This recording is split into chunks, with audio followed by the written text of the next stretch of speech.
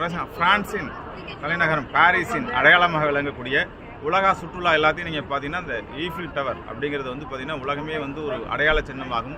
சுற்றுலா பயணிகள் எல்லாம் ஈர்க்கக்கூடிய ஒரு அற்புதமான ஒரு இடமாக இருக்கின்றது நண்பர்களே.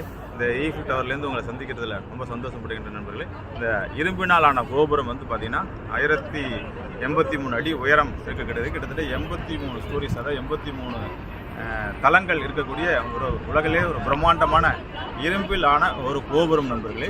இது வந்து பார்த்திங்கன்னா அலெக்சாண்டர் கிரஹாம் ஈஃபில் அப்படிங்கிற ஒரு மனிதர் கற்பனை பண்ணி அவர் வந்து இரும்பினாலே உருவாக்கி 1800ஆம் ஆண்டு கட்டப்பட்ட ஒரு அற்புதமான ஒரு இடம். இது வந்து பார்த்திங்கன்னா சுற்றுலாவில் ஈர்க்கும் விதமாகவும் பிரான்ஸோட பாரிஸோட ஒரு அடையாளமாக இருக்க வேண்டும் என்பது நண்பர்களே நான் தொடர்ந்து உங்களிடம் சொல்லிக் கொண்டிருக்கிறேன். கனவு காணுங்கள், வெற்றி நிச்சயம். உங்கள் ஆழ்மனத்தில் என்ன விஷயங்கள் ஏற்றுக்கொண்டீர்களோ அது கண்டிப்பாக நடந்தே தீரும் என்பது நன்றாக யோசித்து பாருங்கள் நண்பர்களே.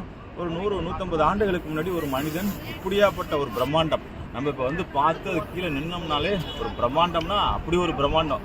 இது எப்படி வந்து அதை செக்சர் பண்ணாங்க, இரும்புனாலே இதை உருவாக்குனாங்க. இதை வந்து ஒட்டுமொத்த ஸ்டீலில் அயன்னால எப்படி உருவாக்குனாங்க அப்படின்னு நம்ம வியந்து போகிறோம். இது 100 ஆண்டுகளுக்கு முன்னாடியே கற்பனை பண்ணி அதை செயல்படுத்தி நடைமுறைப்படுத்தி இருக்கிறார் நண்பர்களே.